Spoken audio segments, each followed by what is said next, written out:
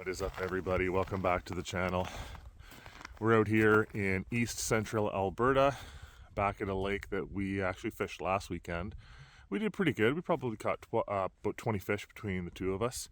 Biggest fish being a 37-inch, really fat and chunky pike. Didn't find the walleye that we were looking for, but I'm running solo today, so hopefully we can try a few different spots, get into some big pike on the tip-ups, but also find some walleye in a bit deeper water is kind of the goal today. We've lost pretty much all the snow off the lake. I think the ice is still pretty healthy. We're going to jump on the sled here and drive across to a couple different spots. We're after big pike and walleye today here in east central Alberta, and I'm hoping to put together a good video for you guys. Here we go.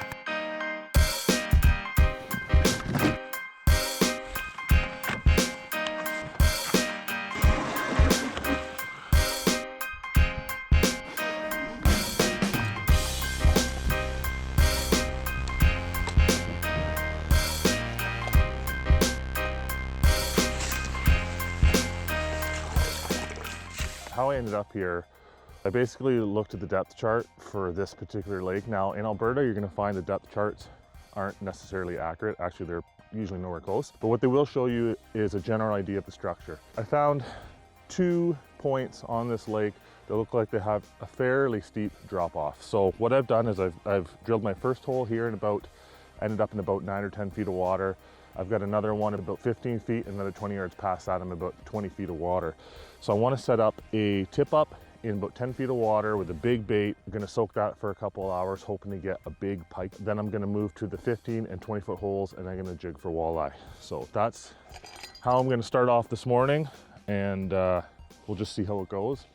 We may end up bouncing around. It depends on what we mark for fish and what we get for action. I started using this tip up setup. It's called a finicky fooler. A couple of my buddies showed me these last year when we went to Cree Lake, and I thought they were pretty slick. So I got a few of my own. Really basic setup. I really like how it collapses down. Very small, very packable. I've got 4 of these in my rod case alone. It makes for a pretty sweet setup, and I love it because you get to fight the fish on the rod as opposed to hand bombing it. Not a big fan of hand bombing. I mean, I prefer to fight the fish on the rod. This is the program this morning for the tip up. Again, the finicky fooler, 20-pound braid, going to a micro swivel, 50-pound fluorocarbon leader down to a treble hook. I put that treble hook just in front of the dorsal fin. And then I've got a 50-pound fluorocarbon leader going to another treble for a stinger hook. One in front of the dorsal, that's gonna hang the fish horizontal in the water. And then I put the other one facing backwards. So when that fish comes in to take this bait head first, they're hopefully gonna get a set of those hooks. About 10 feet of water here, which as we get into March, we'll be fishing for these pike in 4, 5, and 6 feet of water. But for now, we're in 10 feet of water, a little bit deeper. I need to stay closer to where I'm gonna be jigging for walleye. So if the flag goes off, I can actually make it back here a decent amount of time. Water is ultra clear. Get that line centered in the hole. I'm gonna reel it up off the bottom. And then it's pretty simple. You just flip your bail, take your line down, hook it under that release. Flag drops down, hooks on there, and there we have it.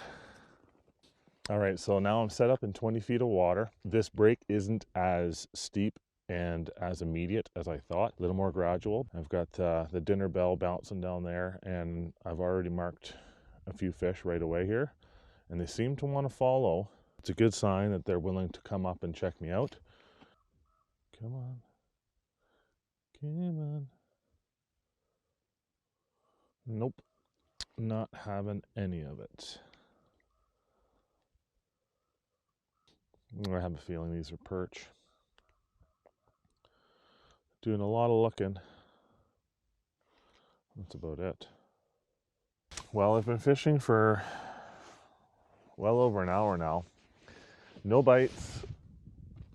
Oh, I got a flag. Got a flag on a plate. I don't know how long that's been up, but I've got to go.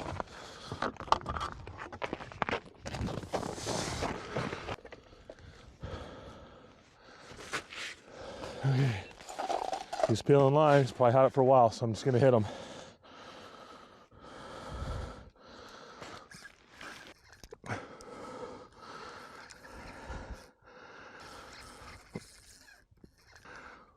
Feels like a good fish,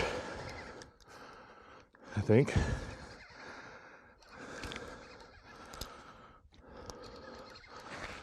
Or is he just coming now? Ooh. Ooh. All right, sir. Ooh. Oh yeah, that's a good fish.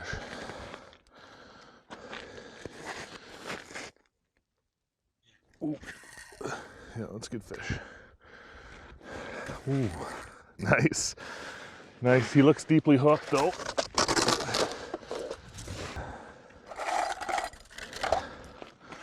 Oh, here he comes. He's not huge, but he's chunky. Ooh.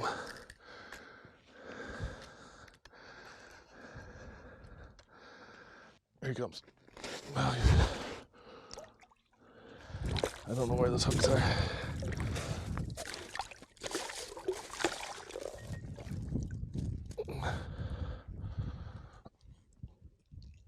Why wouldn't you? Why wouldn't you get all caught? There we go. We'll have a drink. Then we're gonna measure them. Nice fish. I don't know what is he, 36, but he's chunky. Let's measure him real quick. He didn't like it. 36 and a quarter. 36 and a quarter. What a beautiful fish. Oh, come on.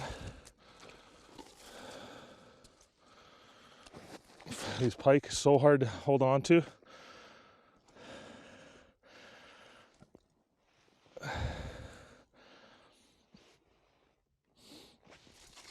There she goes. What a gong show though. Holy smokes. Line wrapped up in the fish, in the pliers. We got to check that fluorocarbon leader. You just run your fingers over it, make sure there's no nicks or abrasions.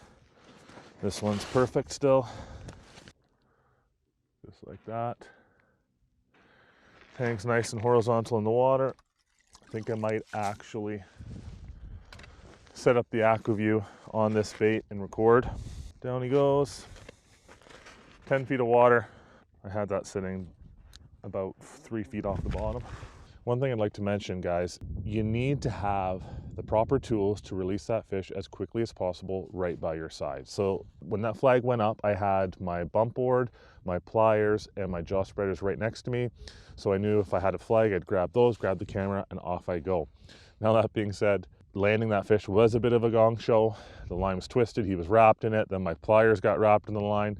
And it definitely took a little bit longer than I wanted to, but my point I'm trying to make here is if you don't have the proper tools right beside you, then you can just imagine how much of a disaster it would have been. I got the fish out, measured them, got the hooks out, and got them back in. And guys, when you're fishing for pike, it's imperative that you carry a pair of jaw spreaders, because so many times they'll clamp their mouths down, and if you don't have a set of jaw spreaders to open that mouth up to get down in there to get the hooks, you are going to struggle with that fish and essentially take too long to get them back in the water. Back to not catching walleye.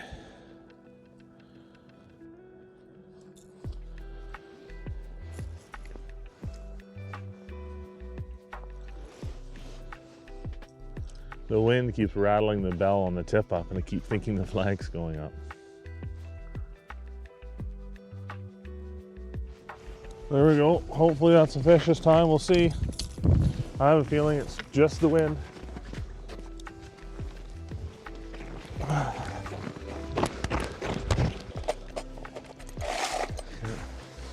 I'm just gonna hit him because I know he's got it. I don't want him to get caught.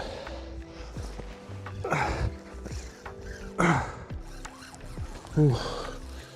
Oh, that feels better.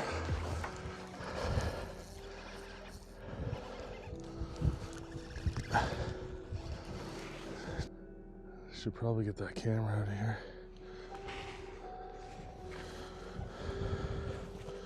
Ooh, I think we got a good fish here.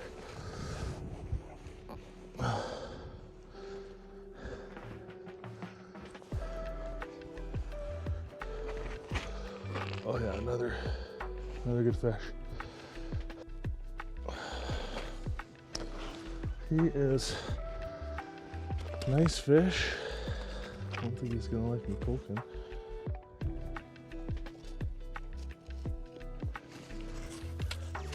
Gotta get his head up. Come on. Oh, here he comes.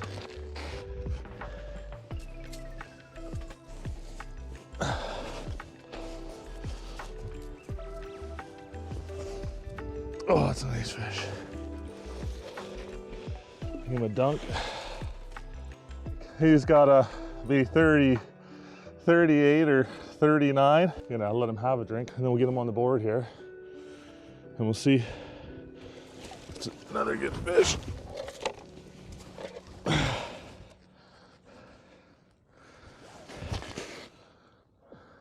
$38. Another beautiful fish. All right, let's get her back.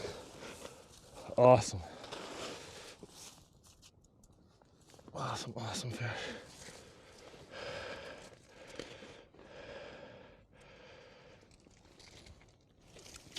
There she goes. What's ideal about a big bait for a big fish, you got to think in the dead of winter like this, they're actually fairly lethargic fish. So when they see a big bait like that they would rather have a big bait that's just sitting there, they don't need to work for that meal, but it's going to last them longer than having to chase a bunch of smaller fish. So that means they get to use less energy, they get more food. But that being said, sometimes the big baits, they just scare them away and they'd be interested in eating smaller ones. So either way, seems to be working today, so that's awesome.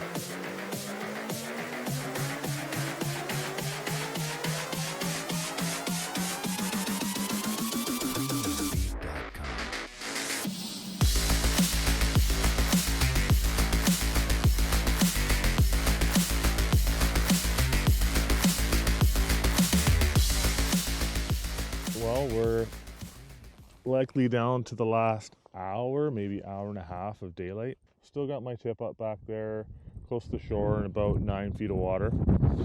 And I've moved myself out into the main lake basin as far as I am comfortable away from that tip up. I'm still only in 20 feet of water. I mean, I'd like to try and get to 25, 28 feet, but I'd be too far away from that tip up. So this will have to do. This will be our prime time program, I suppose. So I would think that any fish that are hunting for food are going to be on the move here. So with any luck, we'll start to see some cruising walleye, and with any luck, we'll catch a 40-inch plus pike on the tip up in shallow water.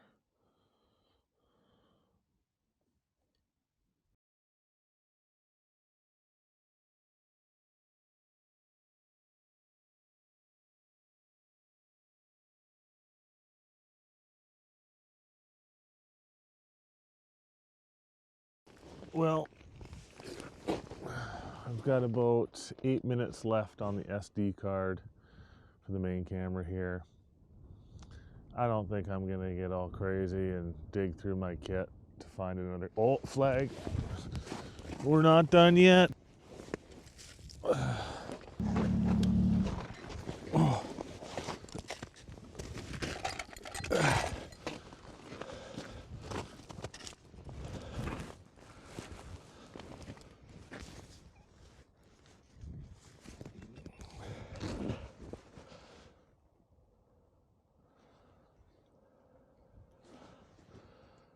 What the heck? Same thing. He dropped it. Or did he get it? Oh, there we go. Of course, I didn't get the hooks out on camera there.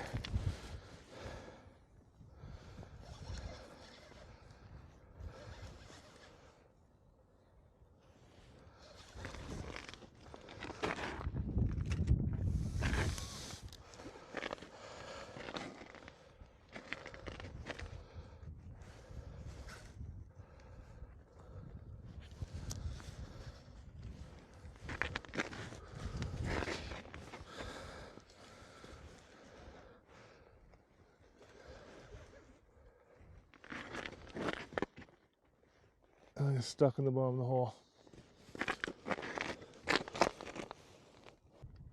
Oh, here we go. Yes, here we go. Yes. One hook.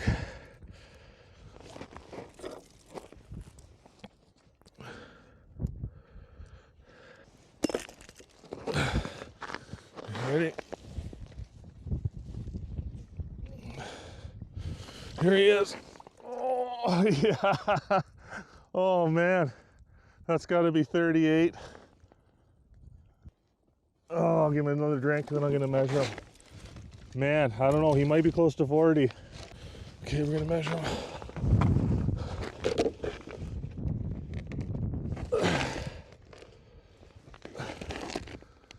39 and a quarter. 39 and a quarter. Almost 39 and a half. Oh, so close to 40. Oh, yeah. There he is again.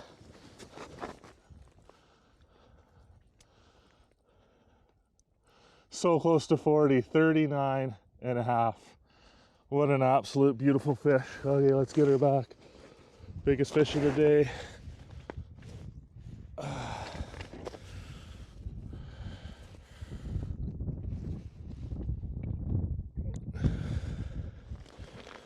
Oh, yes. Oh, yeah. It's just about to wrap up. Running out of SD card space. I'm happy. I'm happy with that.